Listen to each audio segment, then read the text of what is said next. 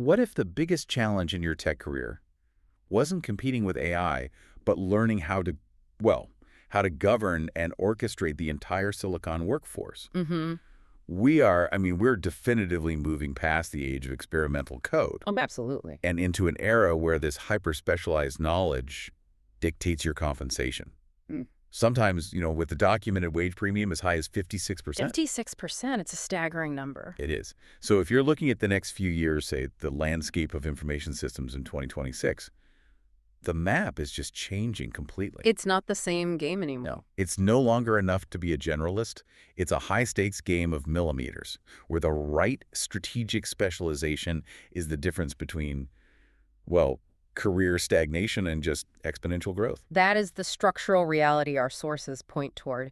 And this deep dive, it's specifically for you, the learner, who needs to cut through all the noise and really understand where the true high-impact opportunities lie. The high compensation ones. Oh, the high compensation ones, exactly, for 2026.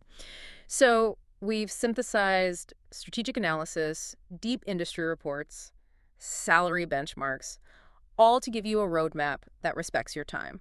Our mission here is to help you identify those critical, specialized competencies that companies are now paying top dollar for. And what's the consensus? The consensus reveals what we're calling a maturation of the stack. It's a crucial shift from, general tech adoption to disciplined operational orchestration. Okay. Generalist roles are flattening, but hyper-specialization in areas like agentic AI, preemptive security, and infrastructure, fine ops, that's seeing unprecedented growth. Okay, before we unpack this entire landscape, because we have a huge amount of material to cover today that I think will fundamentally change how you view your career path. If you appreciate getting these kinds of sharp, curated insights, please take a moment to hit subscribe and share this deep dive with someone else who's actively building their career in tech. Staying connected just ensures you never miss the next strategic analysis. Okay, let's unpack this shift.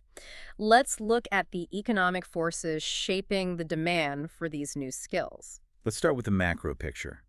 You mentioned this profound transition from experimental digital exploration to disciplined operational orchestration. Right.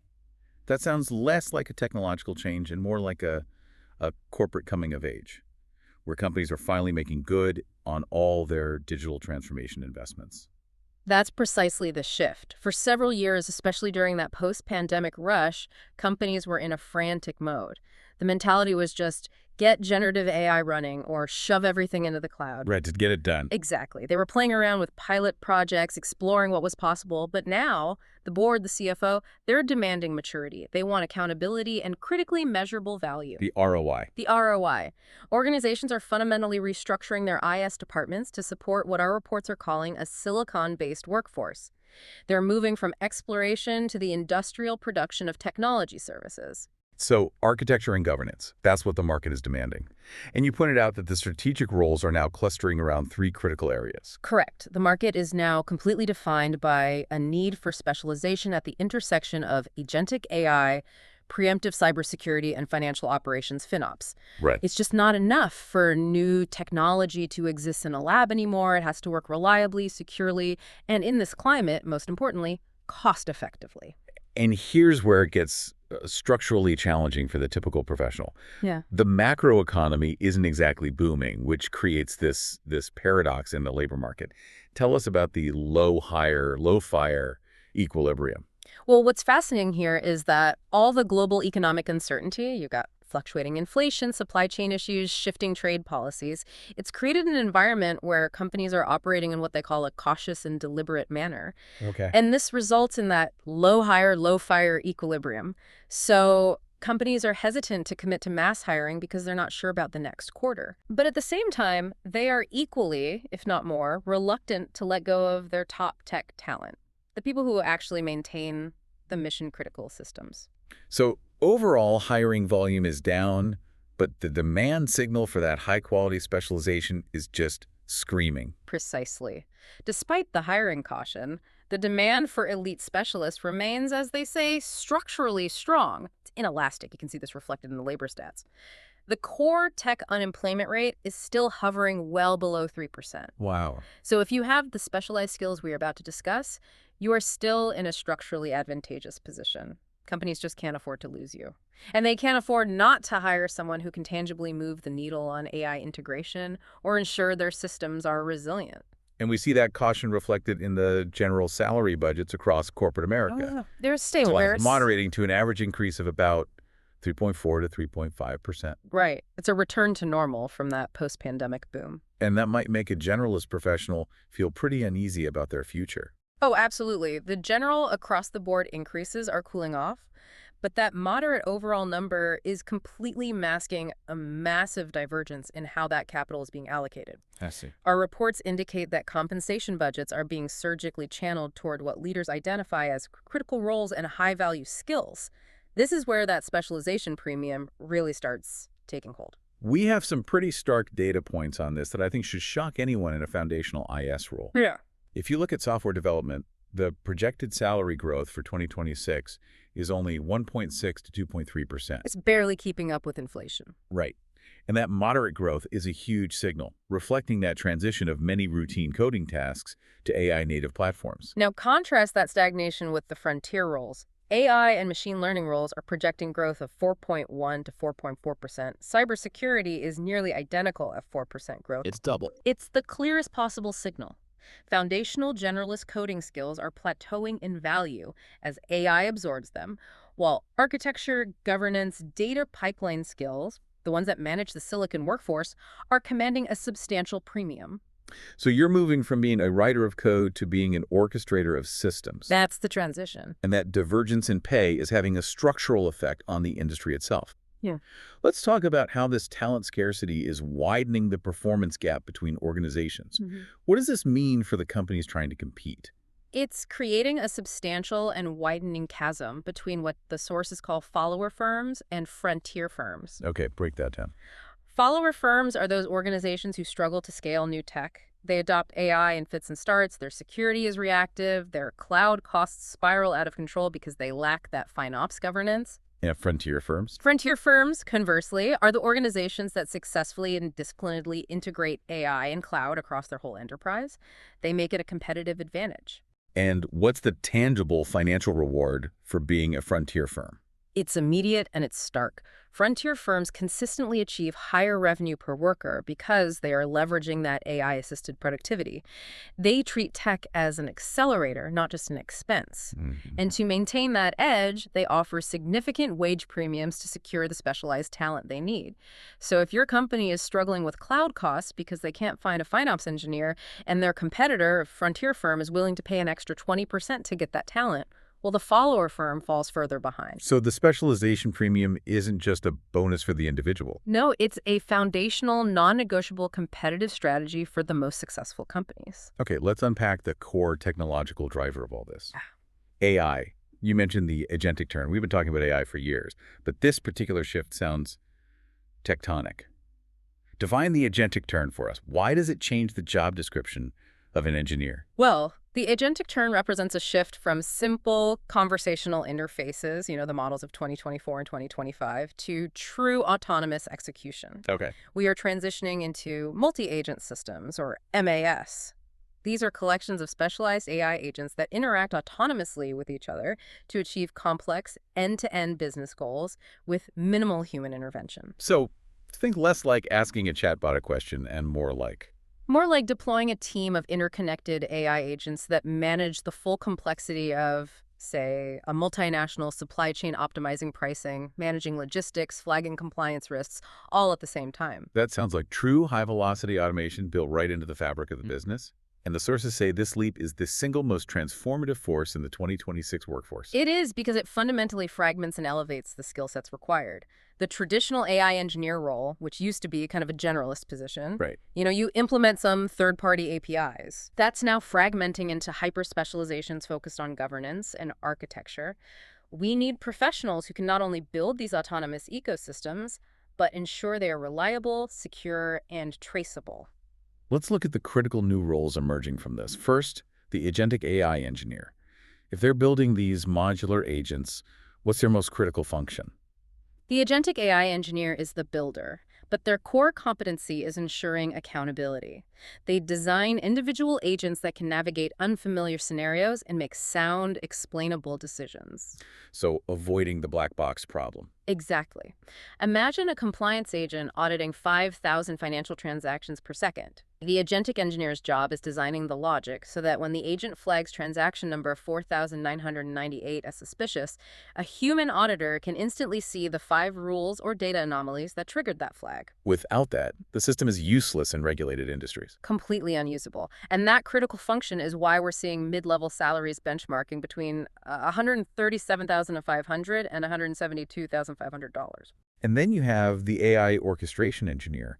They seem less concerned with the individual agent and more with the entire ecosystem, the conductor of this silicon orchestra. Exactly. The orchestration engineer builds the complex human plus AI model. They design the workflows where the human provides strategic oversight, ethical validation, and judgment, while the machine handles the complex, high-volume execution. They manage the handoffs, the guardrails. But I have to ask, if agents are operating at machine speed, how can a human realistically provide continuous oversight? Yeah. Aren't we creating a legal black box where the human signature is meaningless? That is the core challenge the orchestration engineer solves. It's not about continuous real-time intervention. It's about designing validated interrupt protocols and monitoring dashboards that measure deviation from the expected performance. So it's about setting the rules of engagement. Precisely. The human sets the strategic goal, the agent executes, and the orchestration layer automatically pauses the whole system if a metric falls outside a certain deviation or if a certain number of ethical flags are raised. The orchestration engineer designs the secure, auditable interfaces where humans provide that necessary validation before the system takes an irreversible action. Moving on, there's a massive surge in demand for domain-specific language model specialists, or DSLM specialists. We all know about general LLMs, but why isn't that generic approach cutting it for big companies anymore? General LLMs are powerful, but they're built on public, broad knowledge. That makes them inherently generic and, often prone to hallucination. Right. For industries under stringent regulation, finance, healthcare, legal general models introduce huge risks around precision, privacy, and compliance. DSLM specialists are the key to unlocking measurable, responsible business value from AI. They meticulously fine-tune these models using proprietary internal data. Data that reflects decades of their own institutional knowledge. Exactly. So the DSLM specialist ensures the model speaks the exact language of, say, Medicare billing codes or specific SEC regulations. This provides higher precision and ensures compliance. CIOs are under immense pressure to show measurable business value, and that only comes when the AI is reliable and compliant. And this rapid growth in AI roles requires a massive infrastructure reckoning. You're saying existing cloud strategies are ill-equipped for the economics of large-scale AI inference. What does that mean for the infrastructure pro? It means the landscape is no longer just about virtual machines. We're seeing new, highly specialized roles that bridge traditional IS architecture and physical engineering. We need specialists in AI supercomputing platforms and AI infrastructure engineering. So this is about the physical metal. It is. It's about optimizing physical infrastructure for unprecedented computational density. Skills here include optimizing GPU workloads, making sure those $10,000 chips are running at 98% utilization, managing high-density electrical infrastructure, and implementing advanced cooling systems like liquid immersion. Because the heat and the cost are astronomical. Absolutely. We call it inference economics. If an infrastructure engineer can optimize GPU utilization by just 5%, that single change can translate to millions in operational savings every year. That's real, tangible value. That sounds incredibly niche. It requires a synthesis of IT, electrical engineering, and advanced systems thinking. It is, and this level of specialization from DSLM engineering and deep MLOps, which is machine learning operations, all the way to low latency architecture, this is exactly where a general computer science degree just won't cut it anymore. The reports show that to capture these high-end salaries, an AI architect can command up to $196,750. You need structured, rigorous, future-focused training. Okay, let's pause here because this is a fundamental strategic reality for our listeners. If it's you looking to capture these high-end salaries and work in these frontier roles, whether that's agentic AI architecture, advanced compliance, or the deep complexities of MLOps, you need education specifically designed for this level of synthesis. Absolutely. The complexity demands a structured approach. This is exactly why specialized programs like the Master of Science in Information Systems at the Dr. Sampak College of Business at Tarleton State University are so critical. They're specifically designed to move beyond general coding and provide that MLOps, system orchestration, and the advanced competencies required for these high-growth, high-paying roles. Right. You can't learn this level of discipline orchestration just by reading online tutorials. You need a structured, applied foundation that teaches you to synthesize across these complex domains and prepares you for architect-level decision-making. Now that we've established that advanced AI frontier, let's pivot to the essential foundations that support it all. Security, data, and cloud management. Because if your foundations are shaky, the whole AI enterprise just collapses. Let's start with preemptive cybersecurity. It remains a core strategic priority with essentially zero unemployment in specialized roles. But you said the focus is changing from reactive security to preemptive. What does that tactical shift look like on the ground? It's a massive shift. Reactive security relies on signatures known threats. Preemptive cybersecurity, though, uses AI-powered SecOps security operations to identify behavioral anomalies and neutralize threats before they can impact the network. So it's about predicting intent. Predicting intent, finding novel attack vectors, it's necessary because the expansion of AI, including, AI used by bad actors, has exponentially expanded the corporate attack surface. We have to build resilience into the architecture itself. And that architecture shift is centered on zero-trust frameworks, which elevates identity and access management and security architecture roles to mission-critical status. Correct. In a world with distributed workforces, autonomous agents, and hybrid clouds, the traditional network perimeter is just gone. Zero trust dictates that you trust no device, no user, and no application by default. Right. This radically elevates the importance of professionals who can design secure, scalable environments for these ecosystems. It's not about firewalls anymore, it's about microsegmentation and continuous verification. A huge risk area you highlighted was addressing shadow IT. For our listeners, what exactly is shadow IT, and why is it such a high-priority problem now? Shadow IT refers to applications and services that are purchased and deployed by individual departments outside of IT's visibility or governance. Think of marketing buying a new SaaS analytics tool without the central IT security team ever reviewing it. Our reports show shadow IT now accounts for a significant portion of the total corporate attack surface because these unmanaged apps often have weak default security settings and unverified permissions. So how are security architects fighting this decentralized risk? They're urgently moving toward implementing policy as canned. This lets centralized IT automatically define security mandates, like mandating multi-factor authentication, and enforce them across all decentralized apps instantly. So if a new app appears, the policy can lock it down. It can automatically isolate it or mandate security requirements before it ever becomes a vulnerability. Beyond the technical threats, the strict global regulatory environment like the EU AI Act seems to be the single biggest non-technical driver of demand. Oh, regulatory complexity is an enormous driver.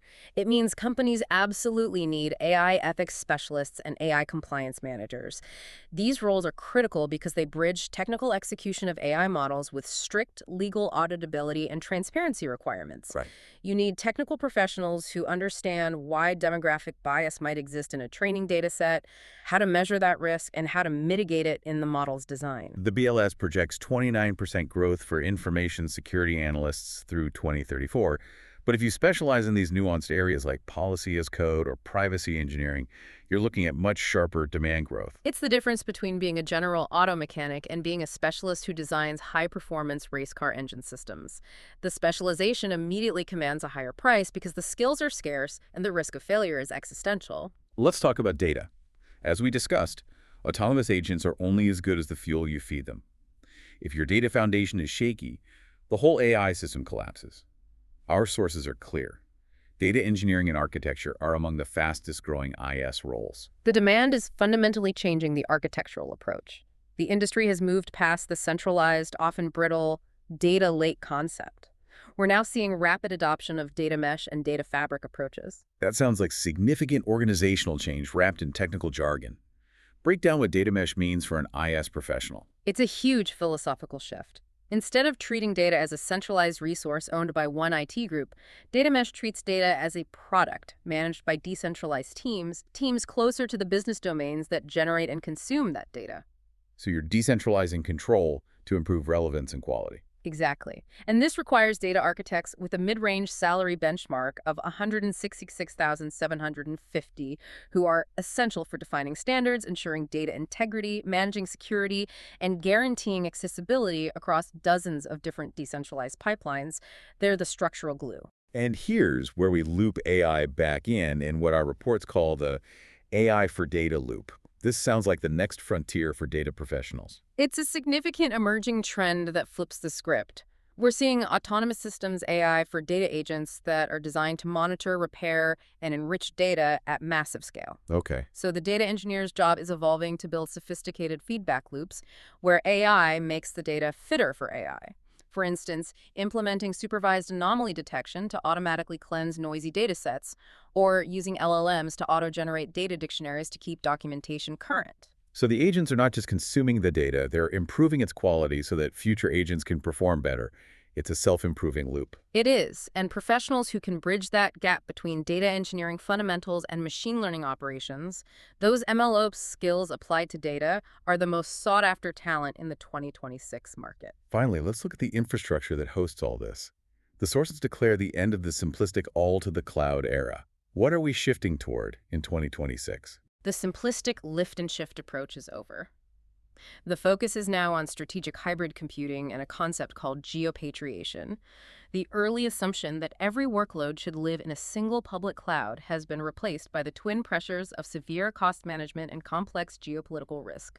Geopatriation, that's a new term for many. Can you clarify? Geopatriation means intentionally moving certain workloads back on premises or relocating them to regional sovereign clouds to manage compliance, cost, or sovereignty issues. I see. For example, a European bank might use geopatriation to pull data on EU citizens back from a US-based hyperscaler into a sovereign cloud in Frankfurt to mitigate GDPR risk. It's risk-driven architecture. And this brings us to FinOps. With global cloud spend projected to hit $723.4 billion, cost governance is no longer a passive exercise. FinOps is now a critical operational discipline. Cloud architects and engineers are being hired not just for their technical skill, but for their ability to embed cost awareness into daily decisions. The technical job has become fundamentally financial. I like the analogy we shared. FinOps is moving from checking your bank balance after you buy something to budgeting before the purchase. That perfectly captures the cultural shift. This creates demand for specialized roles like AI capacity planners and cloud performance engineers who manage inference economics, optimizing the variable cost of running high-scale AI models. And I&O leaders are also being pushed toward composable business and technology architectures. This sounds like modularity in the cloud. Composable architecture is building systems from high-quality, interchangeable components, like Legos. Given the rise of strategic hybrid computing, you need professionals who can orchestrate across these diverse storage and network mechanisms. And speaking of that distributed environment, we see significant growth in edge computing specialists, with salaries up to $170,000. That growth is directly tied to the maturation of 5G and the proliferation of autonomous systems.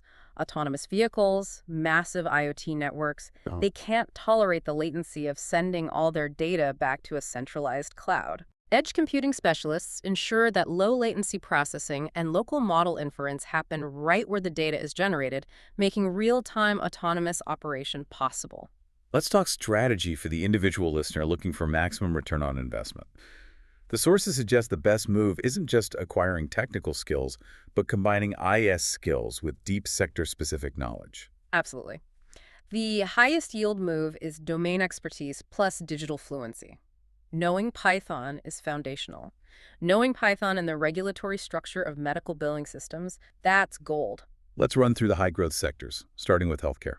Healthcare is leading in job gains, driven by administrative modernization. We're seeing high demand for data-driven care coordinators who integrate complex data for precision medicine. Also, a crucial need for healthcare AI governance leads, managing the ethical and regulatory frameworks. We're looking at a phenomenal net hiring increase of +16 to +24%. Wow. Moving to financial services, where banks are using AI to improve their efficiency ratios. Right. They are targeting up to 15% efficiency improvements by 2030 through automation. This means massive demand for fintech engineers developing decentralized apps, AI strategy consultants who ensure responsible AI integration, and advanced reporting analysts. A strong net hiring increase here, between +13 and +24%. And then there's manufacturing, facing a critical talent shortage, which gave us the great quote, "Blue collar is the new digital." This sector is battling a huge retirement wave and managing the complexities of reshoring efforts. The demand is exploding for technicians and engineers who understand the convergence of operational technology, the machinery and information technology, the data. We need computer vision engineers for robot fleets and robotics technicians for the electrical infrastructure. Let's focus geographically. Our sources highlight Dallas-Fort Worth, or DFW, as a key powerhouse. Why is DFW so important right now? DFW has solidified its position as a major AI star hub. It ranks 13th in AI readiness nationally and has the 6th largest tech workforce. But what's driving its explosive growth is immense infrastructure investment. Talk to us about the data center boom there. The DFW data center market is set to basically double its capacity by late 2026. This is fueled by hyperscalers needing to host massive AI computational demands. It requires highly specialized, mission-critical professionals. We're talking commissioning agents, MEP mechanical, electrical, and plumbing engineers, and security architects with specific hyperscale data center experience. And crucially, internal models show each data center job creates about 6.5 additional local IT jobs. It's a mass ripple effect. And the Texas Chi-PS Act is also having a material impact on this regional growth. It is, especially in North and Central Texas. The act is driving huge expansion projects like TI's $30 billion facility near DFW. This creates acute demand for process engineers, equipment technicians, and specialized supply chain specialists. And the education numbers. The projections are for a demand of over 31,000 additional master's-level professionals in the semiconductor and advanced manufacturing space alone in the next decade. 31,000. That number is staggering. It underlines the urgent structural need for master's-level specialized education in that region. It absolutely highlights that specialized education is not a luxury. It's a direct, required response to strategic regional economic investment. The jobs are being created, and the talent pipeline must rapidly mature to meet that demand. We've established that specialization is the new currency. But let's look at how companies are actually defining talent now. The sources confirm that skills-based hiring is rapidly becoming the standard. Yes. Our strategic reports indicate that 70% of hiring managers now use skills-based hiring criteria, often over a traditional degree pedigree alone. This marks the end of the era where tenure guaranteed high pay. The value of advanced demonstrated skills is paramount, with 87% of leaders confirming they will offer higher salaries for specialized certifications. Let's hammer home the financial gravity of this. We opened with the powerful number, and we need to revisit it. The plus 56% wage premium for AI and machine learning skills. Why is that premium so dramatically high? That premium exists because workers who can effectively integrate and govern AI within their domain, what we call AI-assisted productivity, are exponentially more valuable. They're not just using the tool, they are orchestrating it to achieve output previously impossible. Right. We see this acutely in software development, where the developer's role is shifting from routine coder to orchestrator or reviewer on AI-native platforms. They move from writing every line of code to validating, securing, and optimizing the code generated by AI agents. It's an elevated strategic role. This shift necessitates a professional who is both highly technical and highly capable in traditionally soft skills. The sources call this the great skills merge. It's a necessary convergence for the 2026 professional. Technical capability without business acumen is now severely limited because AI can execute the purely logical tasks. Our data shows demand for emotional intelligence, or EQ, in technical roles has surged by 95%. 95%. Things like conflict resolution, judgment, clear communication, and conversely, data literacy in non-technical roles like sales has increased by 22%. So the 2026 AI-adjacent professional has to bridge that gap between technical capability and real-world business outcomes. Absolutely. The role requires strategic judgment, creativity, relationship building, precisely the high EQ skills that AI cannot currently replicate. If your job is purely routine, logical execution, AI will absorb it. If your job requires synthesis, ethical judgment, or creative problem solving, AI becomes your leverage point and your value just multiplies. Speaking of human factors, let's quickly touch on the workplace negotiation. The debate over remote versus office is still central. It is, and control over one's time flexibility remains the top non-monetary competitive advantage for talent. However, compensation is an incredibly powerful counterlever. The data shows that 75% of professionals would work fully in office for a 10% or higher salary increase. Interesting. This confirms the strategy. Higher pay pulls people on site. Companies are using flexible work for generalists, but for those mission-critical, specialized roles that require deep, collaborative architecture work, they are willing to pay the premium to pull that talent back into the office. So what are the final non-negotiable strategic imperatives for you, the learner, to succeed in this landscape? The first imperative is recognizing that intentional, targeted upskilling is the new currency. The path to sustained growth is AI fluency paired with deep domain expertise. Expanding your capabilities in cloud governance, cybersecurity automation, advanced prompt engineering, it's absolutely required. Right. The second, and perhaps most critical, is formal, targeted investment in your education. You can't just passively learn the depth of MLOps or FinOps. The complexity requires structure. Exactly. For you to compete for that 56% wage premium and transition from a follower to a frontier professional, you must invest in formal, specialized education that moves beyond general concepts. This is where programs that emphasize practical, flexible learning, like the Master of Science in Information Systems at the Dr. Sam Pack College of Business at Tarleton State University, provide a direct pathway. They're designed to equip you with these exact high-demand competencies to seize the strategic opportunities we've discussed. We started this deep dive by asking the strategic question of our time. How do you move past simply competing with AI and instead learn how to orchestrate the entire silicon workforce? Mm. The answer, synthesized from all this data, is clear. Through aggressive specialization, taking on responsibility for governance and architecture, and intentional upskilling. The market is slow for generalists, but offers massive rewards for the architect, the synthesist, and the sentinel, the people who turn technology into measurable, governed progress. You have to move from being a general consumer of tech to an expert governor of tech.